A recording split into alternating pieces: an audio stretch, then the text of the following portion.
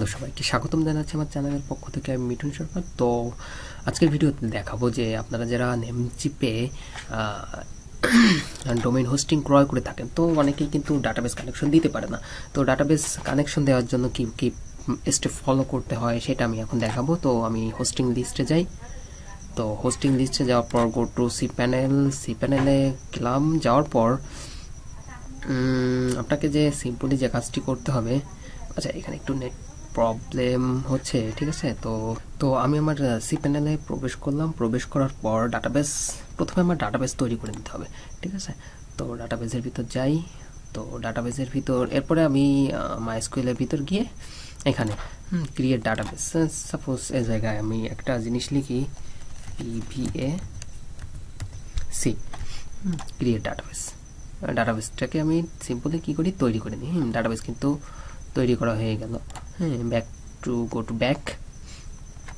তো go to ব্যাকে যাই। তো গো টু ব্যাকে যাওয়ার পর দেখেন কিন্তু এখানে কিন্তু ডাটাবেসটা কিন্তু তৈরি করা হয়ে গিয়েছে সিম্পলি। তো ডাটাবেসটা তৈরি করা হয়ে গেল। আমি এখন যে কাজটি করব, আমি ব্যাকে যাই। ব্যাকে যাওয়ার পর আচ্ছা সিপ্যানেলের ভিতর আমি কিন্তু দেওয়া আছে অলরেডি। ব্যাকে যাই। ব্যাকে যাওয়ার পর এই যে এখানে দেখেন কিন্তু যে পিএইচপি মাই অ্যাডমিনের ভিতর যাই। মাই অ্যাডমিনের ভিতর এবং এই যে এখানে যে ফাইল ম্যানেজারের ভিতরও যাই। ফাইল ম্যানেজার www ডাইরেক্টরির ভিতর আমি যে কাজটি করব, এখানে একটা ফাইল তৈরি করি আমি। তো নিউ ফাইলের নাম দিয়ে হচ্ছে index.php ক্রিয়েট নিউ।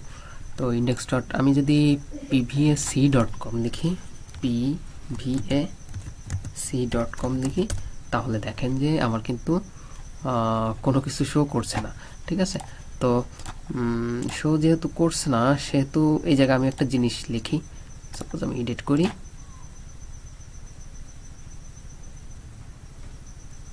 তো এডিটে যাওয়ার পর তো এখন কিন্তু দেখে নেন যে আমি করার পর দেখেন এই জায়গায় কিন্তু আমার এই যে ডাটাবেসটা তৈরি করা হয়ে গেল।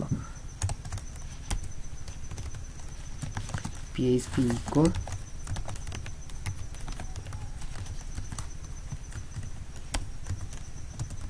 কানেক্টেড, ঠিক আছে। তো আমি এটাকে সেভ দিই। সেভ দিলে আমি যদি এখন রিফ্রেশ দিলে দেখেন কিন্তু কানেক্টেড দেখাচ্ছে, ঠিক আছে। তো আমি যেহেতু ডাটাবেসটাকে কানেকশন দিব, সেহেতু এই যে আমার এই যে দেখেন কিন্তু আমার ডাটাবেস কিন্তু অলরেডি তৈরি করা আছে একটা, ঠিক আছে। এটাকে আমি কানেক্ট দিয়ে দেখাবো যে যদি ডাটাবেস প্রপারলি ভাবে কানেক্ট হয় তাহলে। তো ডাটাবেস কানেকশন দেওয়ার জন্য প্রথমে আমাকে PHP তো $CON is equal to mysqli underscore connect। প্রথমে থাকবে কি data host name. Host name কিন্তু এই জায়গা আমার দিয়ে দেওয়া আছে সিপ্যানেলের ভিতর, তো দিয়ে দেওয়া আছে হোস্ট নেমটা কি, ঠিক আছে। তো আমি এই জায়গা সিম্পলি দিয়ে দিই হচ্ছে লোকাল হোস্ট। আচ্ছা আমার কোডিটা লোকাল হোস্ট দিলে হবে। আপনি যদি চান যে হোস্টের নাম দিতে চান তাও হবে লোকাল হোস্ট। তারপর ইউজার নেম। আচ্ছা আমরা যখন হোস্টিং বাই করেছিলাম, তো আমাদের কিন্তু একটা স্পেসিফিক একটা এই ইউজার নেম দিছিল, ঠিক আছে। তো ওরা জেনারেট করে দিছিল। তো এই জায়গা থেকে সিম্পলি আমি আমার ইউজার নেমটা নিয়ে নেই। আমাকে কিন্তু যখন আমি বাই করেছিলাম তখন কিন্তু আমাকে এই ইউজার নেমটা দিয়েছিল ওরা, ঠিক আছে। তো ইউজার নেমটা দিই। তারপর কি পাসওয়ার্ড। তো পাসওয়ার্ডটাও কিন্তু আমাকে তারা দিয়ে দিয়েছিল সিপ্যানেলের, ঠিক আছে। তো পাসওয়ার্ডটাও আমি এখানে লিখি এবং যে ডাটাবেসটা তৈরি করেছি সেই ডাটাবেসের নামটা আমি ওখানে দিব। তো ডাটাবেসের নাম কি তৈরি করেছিলাম, নিশ্চয়ই এইটা তৈরি করেছিলাম। তো ডাটাবেসের নামটা দিয়ে দিলাম, ঠিক আছে। তো এখন আমাকে যে কাজটি করতে হবে, এখন যদি ইফ একটা কন্ডিশন দিব আমি, ইফ যদি কানেকশন হয় তাহলে আমাকে ইকো করে দেখাবে কানেক্টেড,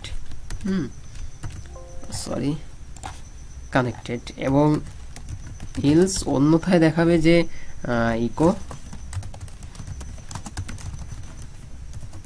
নট কানেক্টেড। তো আমি সেভ দিই, যদি কানেক্ট হয়, দেখেন কিন্তু আমার কিন্তু লাইভে আমি কাজ করছি এটা, ঠিক আছে।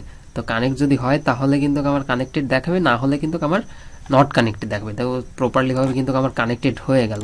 তো আমি সিম্পলি যদি এখানে একটা জিনিস যদি মিস্টেক করি, তো মিস্টেক করার পর তো যদি আমি রিফ্রেশ দিলে দেখেন যে কিন্তু নট কানেক্টেড দেখাচ্ছে, ঠিক আছে।